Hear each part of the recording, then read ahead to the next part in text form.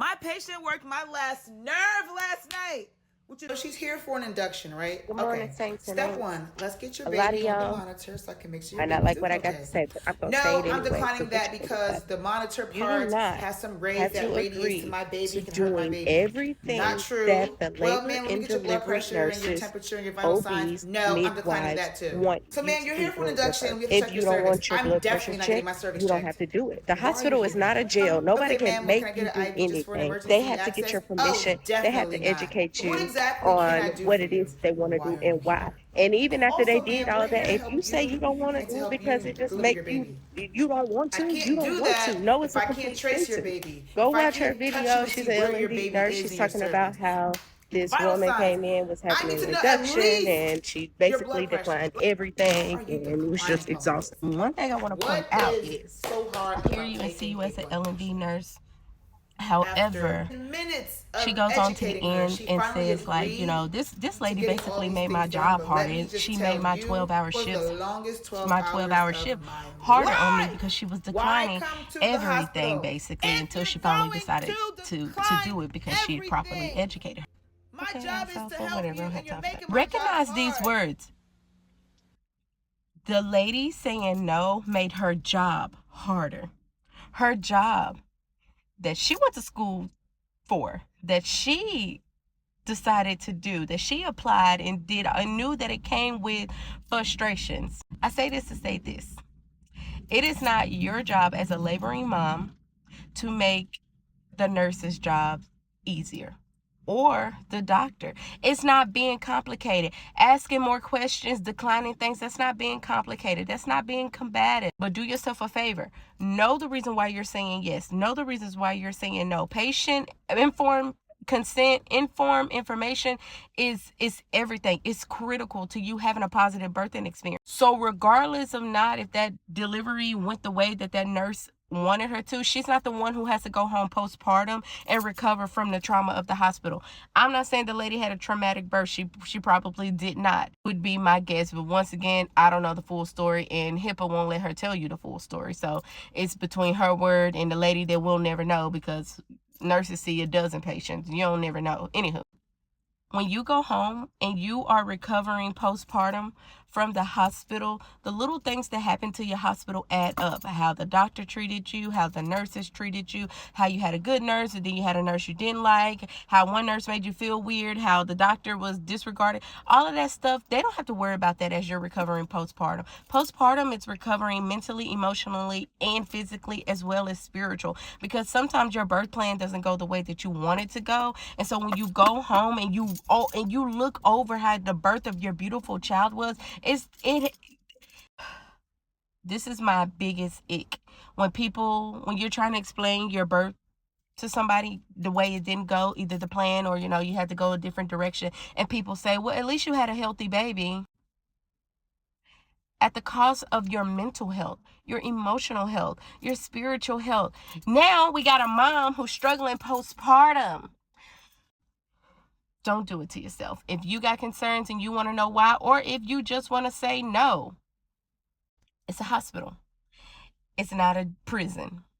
And the truth is, I was reading through the comments, it was like, and people's like, oh, she's saying no to an elective induction. First of all, while she was educating her on what any experience mean, healthy mama and healthy baby, not feeling like, darn, I gotta sacrifice everything for the baby when your mental health doesn't ever recover. So once again, you're allowed to say no. And back to the comments about people talking about, oh, she came to the hospital for an elective induction, while that nurse was educating her on the tools, the blood pressure, the cervical exam, all of the stuff that she wanted to do to her body. She could have also educated her and let her know an elective induction.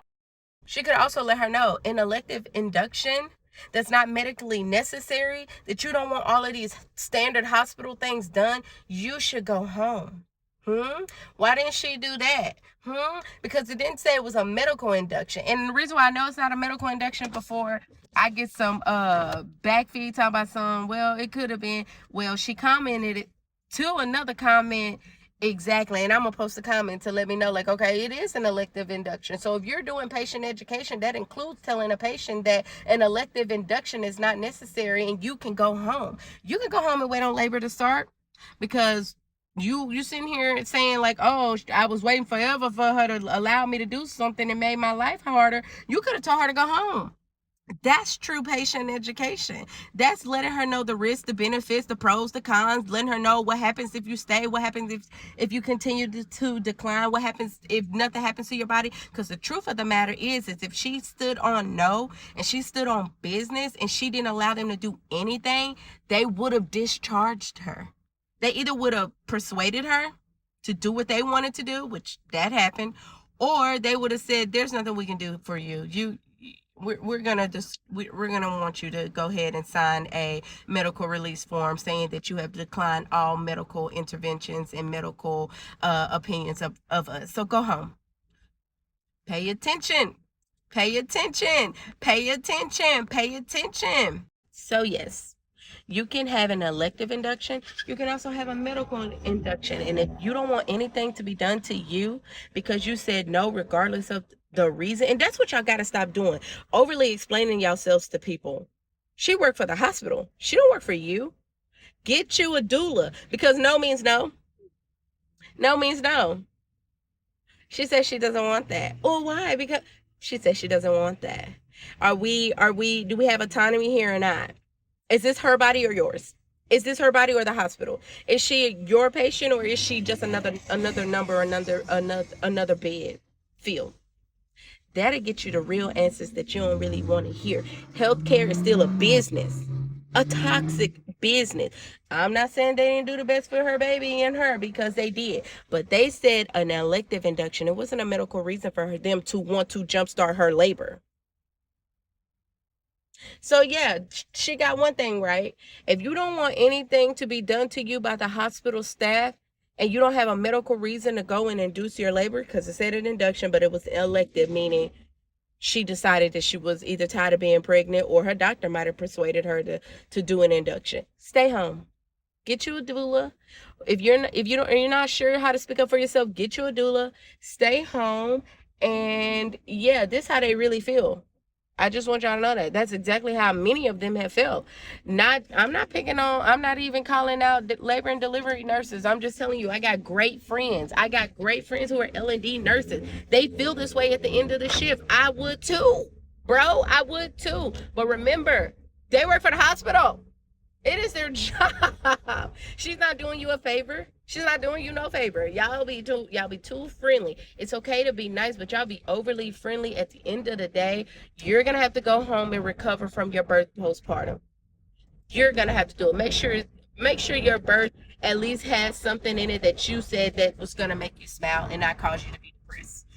This too long, but whatever. Bye.